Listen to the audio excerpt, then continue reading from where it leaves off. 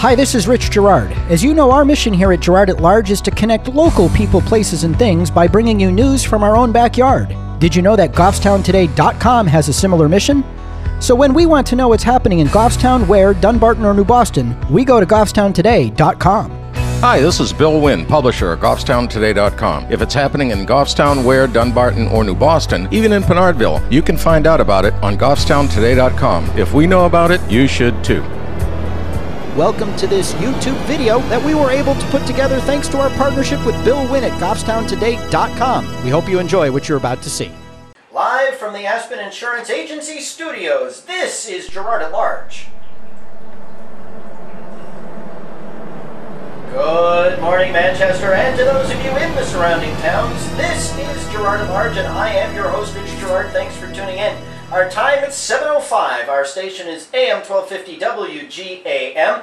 You can find us on the web at GirardAtLarge.com, and you can find us on Facebook and Twitter, also at Girard at Large. Now listen, you're going to want to get to Girard at Large because in our Oh My Blog section, that's our blog at Girard at Large, we figured the stuff we would put it on there would have people going, oh my blog! We have the communications between our next guest and his rather impressive resume posted. His name is Ben Hampton. We've taken to calling him the Nutty Professor here because he is willing to do for free what the town of Goffstown is looking to spend, or I should say the school district in Goffstown is looking to spend $30,000 to $60,000 on, and that's a study of the dysfunction, the obvious dysfunction, at the Mountain View Middle School. Apparently, the superintendent there is unqualified to do the job. Apparently, the school board is unqualified to sit and take testimony or information from people and come to its own conclusion about what's wrong. So they thought they'd go out to bid. They put together a request for proposal to solicit consulting firms to come in and give them a hand. Well, Ben Hampton, Professor Ben Hampton, our guest this morning, has offered to do it for free. We thought that was unique, and we wanted to know why. Professor, welcome. Thank you. Thank you for asking me. So, what has possessed you to step forward and say, all right, I'm a glutton for punishment, my wife doesn't beat me up hard enough every day, I want to go into this mess? Well, basically... Your wife, by the way, seems like a perfectly pleasant lady. Thank you. I is. enjoyed meeting her. Thank you. She is. She is. She puts up with a lot. Basically, it's to... I'm trying to force the school committee to do their job. I mean, I spent 25 years working in public school education, and what they're hiring a consultant to do, to me, is what the school committee should be doing and the superintendent and all the personnel should be doing. I got to tell you, I can't imagine Superintendent Brennan in Manchester going to the school board and saying, we need to hire a consultant to figure out what's wrong at one of our middle schools. I was thinking back over the numerous superintendents that I have had, and I worked in the city of Peabody, Mass. Under Mayor Peter Terigian, and I can just imagine him doing that. No, I don't think that would happen. Dick Champagne, the late Dick Champagne over in Keene, SAU 29, Bernie Ellis, the assistant superintendent. No, I mean, I can see hiring a consultant to study, like I did see they have an RFP to do an evaluation and appraisal of all the buildings and useful life and so on and so forth. Well, fine, you do need people who have that professional expertise to come in and look at it. But they've had complaints from what I'm reading and seeing in the paper for 7, 8 years. I was just going to ask you, what do you know about the situation at Mountain View Middle School, and do you have any ties or connections to anybody there? No. Most of the people that I knew have probably moved on. When we built the school, and I think it opened in '92, I believe it was, or early '93. Steve O'Neill has moved on, Owen's moved on, Chuck Gades. So you have no, you really have no, other than what you've read in the newspaper or picked up around town gossip, you have no idea what's going on there. You have no personal connections to any member of the staff there. No, nobody. I mean, no children who go there, so you're completely free. No, we have children, but they have grandchildren, so and they're not living in this area, so no. Okay. Now, what makes you think? Now, Well, before I get into your credentials, and again, you can, our listeners can go to girardatlarge.com. We've posted your resume with only minor format changes so it could fit into our blog post. Understood. You sent a letter to the superintendent, and she sent back an email note that basically says she'll be looking for the following, and you have to get it to her by the end of the day today, correct? Well, that was the email that I received on Monday when I had sent that information to you. Yesterday, I received another email from her saying that apparently a couple of other people have expressed interest, so I have until the end of business on Friday to submit this information. Yes, you know, as someone who has worked in city government, there's both an appointed and an elected official. I have trouble with bid processes that are somewhat undefined and seem to be within a time period determined by those who are overseeing it. Is there a deadline? Have you seen the actual request for proposal? No, I've not. I've not seen. I haven't seen an RFP. Is there an RFP? I do not know. I have not seen one. So we don't even know if there's been an official request for proposal made yet. We know that there are 3 bidders, and supposedly one of those bidders is the low bidder, SERC, whatever. Seresk, yes. Seresk, who just happens to have as one of its employees the vice chairman of the school board. That's what I just found that, and when I found that out, that was, oh. And I have an email from her, which you can also see at girardatlarge.com under the Oh My Blog section, confirming the fact that she is an employee at that organization. Okay, so this is what the superintendent has told you she wants, and the fact that she only gave you a day and a half to get it done the first time I thought was interesting. Yes. A detailed document on how you would propose this study happening. This should include details of how you would gather data that we currently do not have, which can be identified in the proposal. Okay. Copies of resumes of all people who will be involved in the study. Background of your firm and experiences in providing similar studies. Any studies of copies done previously would be helpful as well. Experiences in middle school and knowledge of exemplar middle school expectations and outcomes. Any costs associated with the study. Anticipated timeline for completion of the study and the follow-up work with the committee. What committee? There's a committee? There was a document that I think I sent along with that, and that was just an outline of what they are looking at, but there was no official RFP documentation, because I went out on the web to look to see if there was an RFP for an MVMS consultant, and I did find an RFP for the appraisal study of all the buildings that is going, which I think is, I think that's great. I think we do need to look at that and see where we're going, because we do have some old buildings, but that's a horse of a different color. Facilities aside. So there's nothing there. And then experiences of your firm in working with teams to establish a plan for the recommendations and follow-up work with the committee. I'll have to go back and check that email to see if I missed a document, because I didn't see one. There were several, and I just may have missed it. But here's the thing. So what you're telling me is that you in your letter asked, if I'm not mistaken, let me go scroll up here. In response to your, I am making a formal request for the request for proposal from the Mountain View Middle School Study Plan that has been referred to in school committee minutes of April 2 and April 14. So you asked for a formal, you formally asked for the document. Yes. And you got this email in reply. An email, and then there was an attachment outlining some information, which I do believe I sent to you. Now, wouldn't the school board have to, if they were going to go for a request for proposal, is there a formal process that they would have to, would they have to take a vote issuing it, or is that something left solely to the administration? Do you know?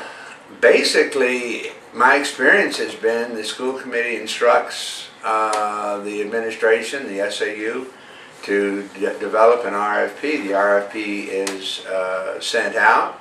It has due dates. It has all the information, who you're supposed to send the RFP back to, and when a deadline is, and it's almost like the same thing as a bid. I mean, there is a formal process that is followed. And seems to me so far that if they already had 3 bids in hand, they've determined who's the lower bidder, you pop your head up, you send a letter, they say you have till Wednesday. Then on Tuesday they get back to you and say, well, you really have till Friday because now we've gotten other expressions of interest. This is not a defined official process. It would appear to be that way, yes. I would have to agree with that. I would have to agree that it's not a defined process, which in my experience... Did I catch something on Goffstown TV where the chairman of the school board was going off about some ethics policy? Oh, by the way, I did work on the town ethics committee. Well, you know, I was going to get to that in just a minute, because I want to people to know that you're not just some random dude. I was actually pretty impressed with the credentials that you had. I don't know that they're necessarily going to meet the benchmark that the superintendent seems to have created for you to meet, but I think people should hear about your credentials. Time is 7:16. We can continue with Professor Ben Hampton of Goffstown. He's offered his services free of charge to the school district in the hopes of evaluating the Mountain View Middle School to find the source of its dysfunction. And while during the commercial break we received word from a listener who said, as far as they can tell from the official postings on the Goffstown School District's website, there has been no official posting of an RFP looking for these services, and there has been no action of the school board to request or develop the RFP. For this process, which apparently is somewhat unusual for this group and how they typically operate. All right, so with that out there in the ether, Professor. Yes, sir. What are you a professor of, and what is your experience that leads you to conclude that you are not only just a good Samaritan here trying to help out your town, but a qualified good Samaritan who should be listened to and taken seriously? Well, I teach U.S. history and Western civilization at Manchester Community College. Do you teach the real U.S. history? Like, yes. You know, not that, you know, not that stuff like in the International Baccalaureate U.S. history. I mean, like the real founding of the country, not like the way they're doing in Bedford. You teach well, let's put it this way. I have a patriot ancestor, two patriot ancestors who fought in the American Revolution. One was with George Washington in the French and Indian War, and the other fought at Kings Mountain and Cowpens in the American Revolution. I have three great-grandfathers who fought in the American Civil War. They were on the Confederate side, but I supported what they were doing at that time. So yes, I teach American history. We study the Constitution, Declaration of Independence, the Articles of Confederation, and if many of my students say they never had that, we need to have a long chat. But no, I teach U.S. history. Hey, maybe you should offer your consulting services to the town of Bedford on how to teach United States history. I've got enough troubles as it is right here in Goffstown. Articles of Confederation. I wonder if you asked 100 kids in high school class today if they knew what the Articles of Confederation was, what anyone could tell you. Believe me, we see these students coming out. My wife and I both teach INT classes, teaching college students how to be college students. And seriously, it's a program on how to get around and how to do this, because when the students coming out of high schools, I would say a lot of them, when they have to write a sentence or a paragraph, it's asking them to almost like pulling teeth. But that's a story. That's a different story for a whole different day. So you're a professor of history at the Manchester Community College. Right, and I've also done graduate and undergraduate work in educational management when I worked for Franklin Pierce University. I supervised student teachers. I've been a classroom teacher, a building principal. I was a business administrator, and I have been certified by the state of New Hampshire as a superintendent of schools. Yes, and certified as a business administrator. For our listeners who don't know what the business administrator is, that's basically the school district's finance officer. That is correct. And I spent about most of my career was in about 20 years as a school business administrator or a financial officer. Yes. So you've been a school principal, you've been a classroom teacher, you've held multiple certifications or have held multiple certifications, including as a superintendent. Yes, sir. Of schools here in the state of New Hampshire. Now, I also see that you were the one time a chairman of the Goffstown Budget Committee, and you had a hand in developing the town of Goffstown ethics policy? Yes. Is that correct? Yes, I did. So, you've been around a bit. Yeah, I've been around the horn a couple of times. Now, I don't want to say anything that might cause you to sort of prejudice your consideration, but do you have any general, well, actually, what would your approach, and you don't have to answer because I know you're in a bid process. How competitive and legitimate it is, I have no idea. But maybe if Stacy Buckley returns my phone calls, she's ducking me. I will be able to ask her these questions and give her the opportunity to sit right at this microphone and share from her perspective why something like this is needed, because I think the default of most people is, like you said, why isn't the school board and the superintendent doing their job to get in there and do their own investigation? And the only thing I can come up with is maybe there are just too many personal conflicts of interest for anybody to be objective. and there might be some merit to having someone come in from the outside, get no connection, whatnot, and really be able to go to them and speak the unvarnished truth without worrying about the consequences to whatever relationships may be involved. But how would you approach this, Professor? Oh, and by the way, you have an advanced degree with the CAGS? I was working on my CAGS. I've got 90 plus hours beyond my master's degree. So, yes.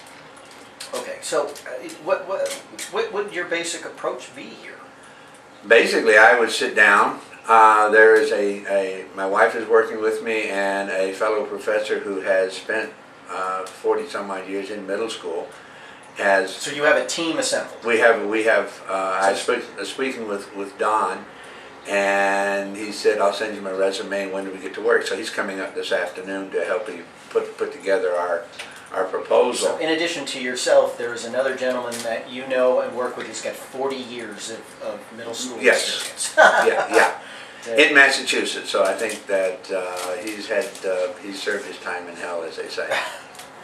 Well, but I think, having no connections, and I think that's important, because I really think that there's an ethical question that needs to be asked about whether or not the vice chairman of the school board should in any way be involved in the discussion of not only if this thing moves forward, who should get the bid, but whether or not it should move forward at all. Because whether she's at some kind of grant-funded thing that's a different part of the company or not, she still works for the company that supposedly's got the low bid right now. Well, and I want to know how the bids they have. I would like to know, how did they obtain those bids? What did they do? Send out invitations to individual companies saying, yeah, we're looking for some consulting services. Can you supply a bid? Because if they did that, then they didn't do it in a public way, which, in my understanding, as someone who's been haunting the halls of City Hall for 20 years, you put that stuff publicly out to bid to prevent any kind of cronyism, favoritism, or any shadow of a doubt. Absolutely. So I think Stacey Buckley's got questions to answer about the process that this went through, and maybe people on the school board who complain about violations of ethics policies ought to step forward and explain why they're allowing that to happen without a formal public process. This is the concern that I have in the back of my mind. Looking at that, I read the minutes of the first school committee meeting where they brought this up, which I think April 2nd, April 2nd, April 14th. There was a one-line statement. You go reading the documents of the group. Oh, well, that's what a researcher does, and that's what a good historian does. He looks at the information and makes an analysis. That's what you're supposed to do. That's what I've been trained to do. So this is what you would do if you were awarded the bid? Yeah. Go back and look at everything, see what's going on, see what the complaints are. Talk to the parents, talk to the students, talk to the teachers, and listen to what they have to say. No, you mean you're not going to take an attempt by a teacher to reach out to the school board and as a member of the school board and disallow it to be distributed? You're not going to do that, like No. Chairman Allard did? Oh. You mean you're actually going to listen to people and take their feedback? Yeah, that's what consultants do. We've hired consultants. We've hired consultants to come in other areas that I've worked in to come up and help us draw up bid proposals, draw up studies, and so on. We look at this, and they do not bid on the contract when it goes out. They help us to analyze the bid. So I mean, yeah, if you do have to. There is a certain amount of propriety that has to be looked at, and you have to be above reproach and above question. That is something that was drilled into me through many years of working in public schools and public school administration. You have to be above all reproach in everything that you do, period. I'm speechless. Yeah, that doesn't apply here, Rich. That was Professor Dan Hampton, Goffstown. Ben. Oh, I'm sorry. What did I say, Dan? That was Professor Ben Hampton. He's a Goffstown resident who has offered his services free of charge to the school district in Goffstown. You will keep us up to date on your progress. I will do that. Please send us any further communications to and I from. will be very happy to. We will make them publicly known and available. we're working on that. Like I said, we got the thing. It's nothing going to be anything real fancy documentation. And you're serious about this. This doesn't come like a political stunt of yours. You're really sincerely interested in doing this work to try to get to the bottom of what's happening. You better believe it. Ben Hampton, thank you for joining us here this morning on Girard at Large. Please keep us up to date. We are not going to let this story go by any stretch of the imagination. We'll be back in 30 seconds with traffic.